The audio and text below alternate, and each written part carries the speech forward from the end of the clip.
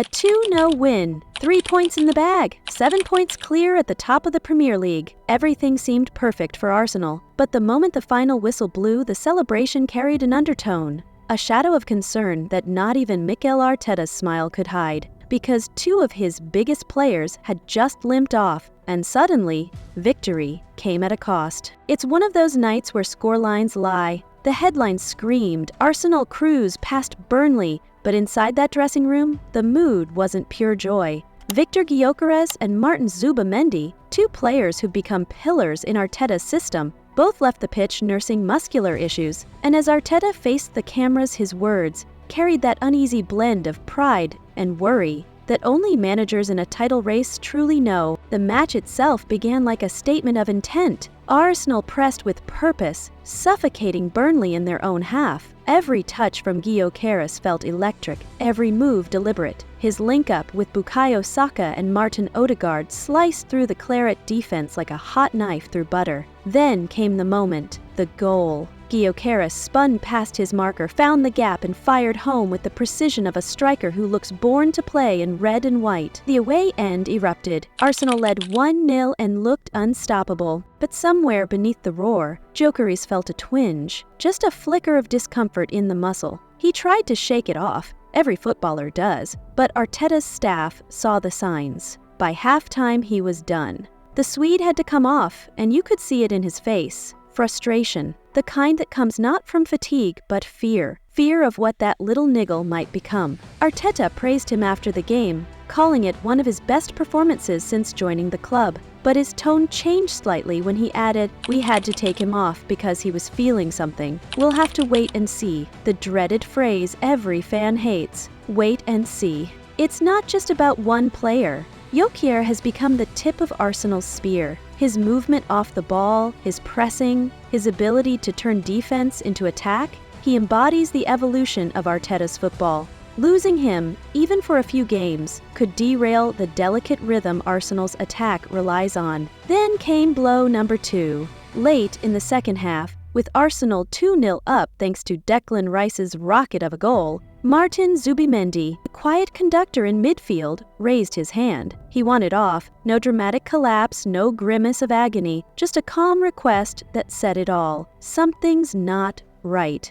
Zubimendi's injury looked similar. Muscular, precautionary, Arteta said, but those words have history. Arsenal fans remember how last season's title bid slipped when injuries piled up at the wrong time. Saliba's back, Tomiyasu's hamstring, Partey's absences, they all played a part. Now, with Arsenal 7 points clear and entering the busiest stretch of the season, any knock feels like a warning sign. What's cruel is how good they were before it all happened. Arteta called the first half one of the best we've played this season. 2 goals, multiple big chances, 0 conceded. Everything clicked. The kind of performance that makes fans believe this could finally be their year. But the rhythm dipped in the second half, and you can't help but think those 2 injuries shifted the mood. Burnley never truly threatened, but Arsenal's spark dimmed just enough to remind everyone how fragile dominance can be. After the match, Arteta stood in front of the microphones, trying to balance optimism and realism.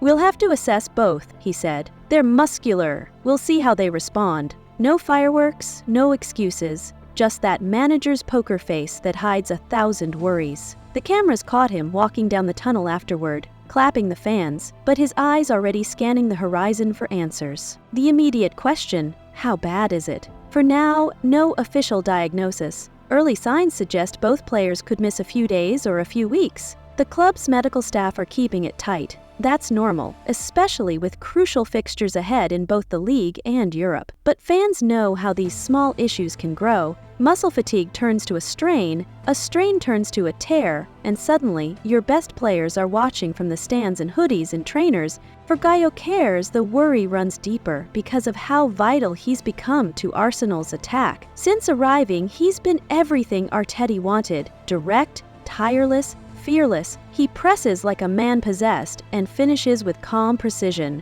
Take him out of the system and the balance shifts. Nketiah or Gabriel Jesus can fill the gap, but neither brings that same mix of strength and selfless running that's made Gyokeres so integral. As for Zubimendi, his role is more subtle but just as crucial. He's the bridge between Rice and Ødegaard, the metronome that keeps the tempo flowing. In matches where Arsenal control possession, he's the reason it looks effortless. Without him, Rice may have to play deeper, limiting his forward runs. The kind that produced that second goal against Burnley. It's the classic domino effect. One injury changes everything. Social media lit up minutes after the final whistle. Great win! But why did Gyokeres come off? Zubimendi looked fine. Why sub him? The speculation machine went into overdrive. Some fans feared the worst. Others clung to the hope it's all precautionary. And in truth, no one outside London Colney really knows. That uncertainty fuels the tension that every Arsenal fan now feels, because this season isn't just about playing well, it's about staying intact. And yet, amidst the worry, there's a quiet defiance in this Arsenal side. Declan Rice continues to lead with authority. Ødegaard's creativity is peaking again. The defense looks composed. Ben White and Gabriel forming a solid wall that barely gave Burnley a sniff. Even when the tempo dipped,